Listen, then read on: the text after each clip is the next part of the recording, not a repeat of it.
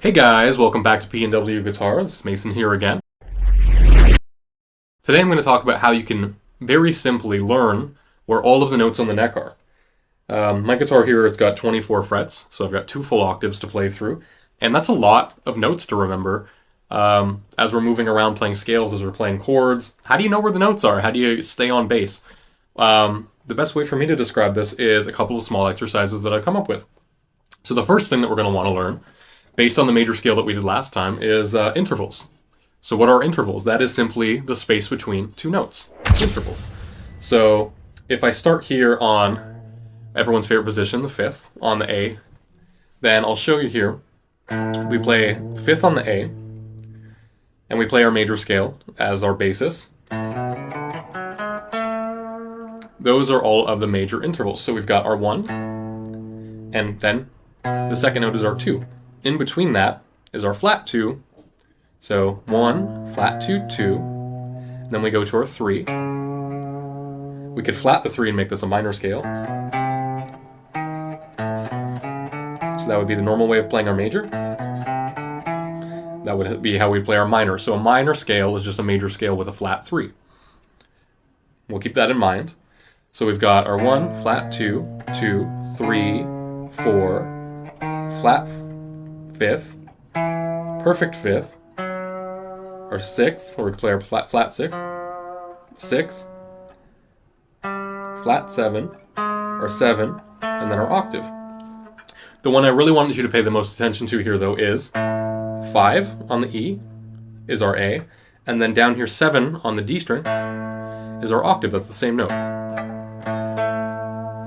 Why is that useful? Because when we know where an octave is, we now know 2 locations of the exact same note. I'll give you another example of that. If we play the open E string, and we play the 12th fret, that is the midpoint of our neck, that is another octave. If I play the 24th fret here, that is also an octave, that's another E note. And that brings us to the exercise that I'm going to show you today. I like to play all of that specific note that I'm looking for on every single string. So I'll find here with E, I'll show you really quickly what I'm talking about here. So I'm going to play the 12. I don't use the open strings because we should usually know those, and if you don't, it's E, A, D, G, B, E. Those are all of our open strings. So I'm going to start here on the octave on the E.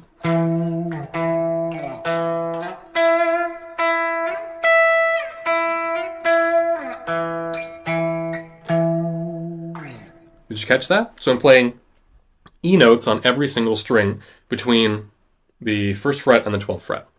You could do the same thing here, but for now let's just focus on the first 12 frets. I feel like that's a good enough practice. So we're going to play 12 on the E, and that's going to be an E, our E octave. We're going to play 7 here on the A string. We're going to play 2nd here on the D string. On the G string we're playing here on the 9th fret.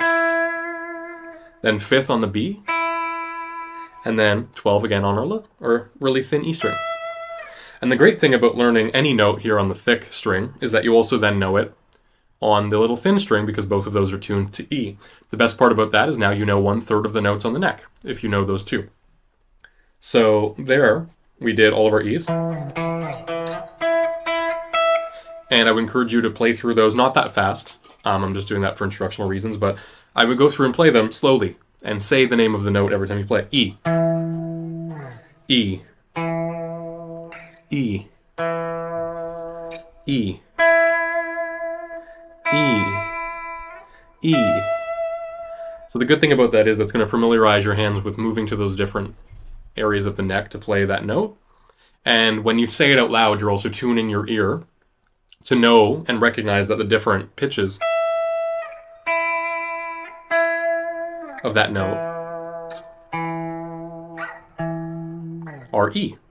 So it's a little bit of pitch training, and it's also teaching you where all of the notes are on the neck. You can do that with any single note that you want to on the guitar neck. Let's pick another note. Let's say A, for instance. So we're here on 5th. So what you'll tend to know is that, what you'll notice here is that a good way to figure out where the next note is if you're not sure, like I said, if you know the note on the top E string, you know A here is the same as A here. What's a good way to find another one? Well, we know our major scale, therefore we know an octave. If we know an octave, then we know that that is 2 frets up, 2 strings up, that's the same note.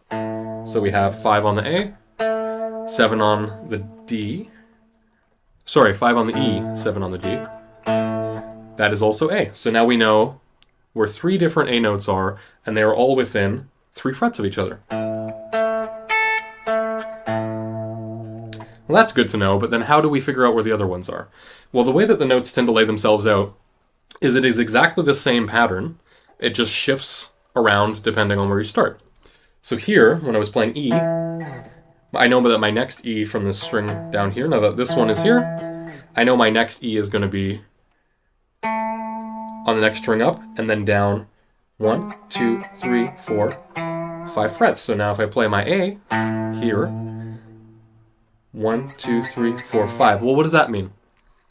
I can't go down 5 unless I'm playing the open string. So you can play. So I can play 5 on the E and the open A string, but that also means my next A is there on the 12th fret. So A,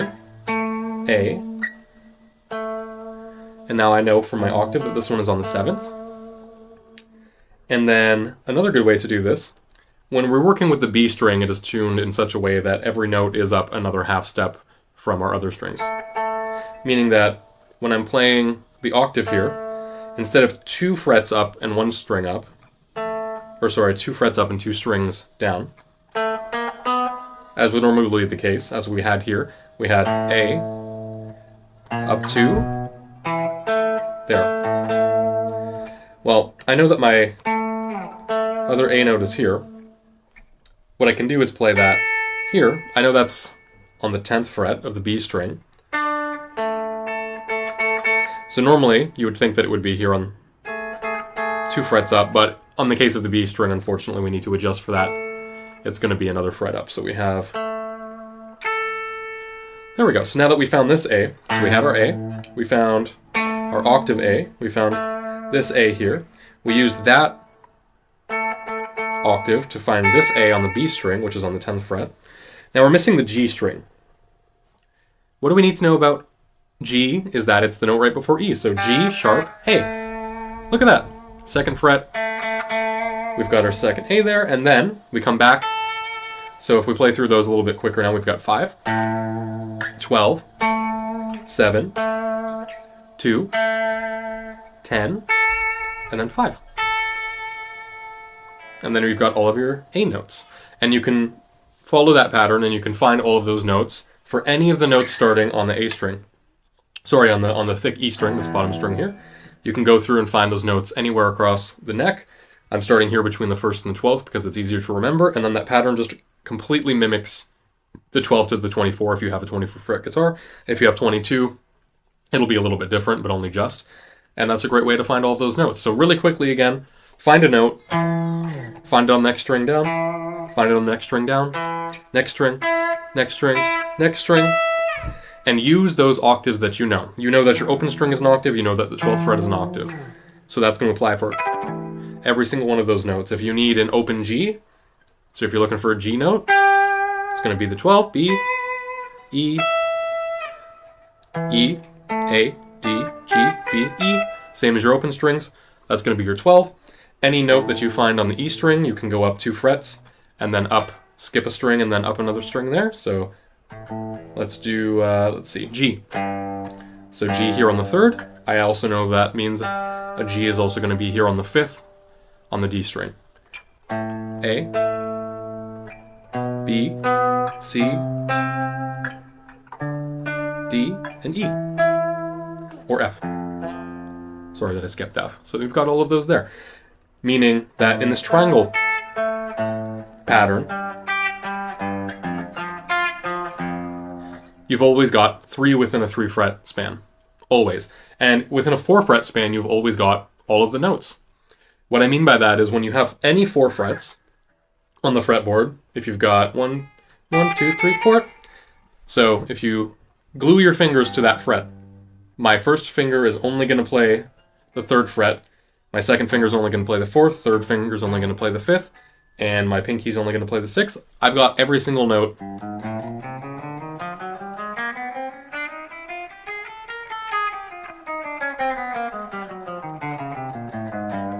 I've got all of the notes in the musical scale in that 4 fret space, and that is the same across the neck as well. So you can also go through that way and learn the notes in that way where you can name each note as you go through. But personally, I find that to be a little bit more difficult. So what I would recommend is just picking a note and work on that as you go. So I practice my E, and maybe that's the note that I would choose this week. I'm gonna learn all of the E notes across the neck. I'm just gonna focus on E, and then maybe next week I go to A, and then maybe C. It's up to you how you want to do it, but practice it slowly and say it out loud, and I guarantee you that'll make it so much easier in order for you to learn all of the notes that you're trying to learn. If that was helpful, then keep tuning in. Like, subscribe, comment, let me know if it was helpful to you, what your practice plan is. You don't have to do this for a very long time. You can do this for a couple of minutes a day. Trust me, if you do the couple exercises I showed you there, it's going to make a big improvement in your note knowledge, your neck knowledge, and you're going to be playing a lot better very soon, I can promise you that. So until next time, this is P&W Guitar. I'm Mate. Bye!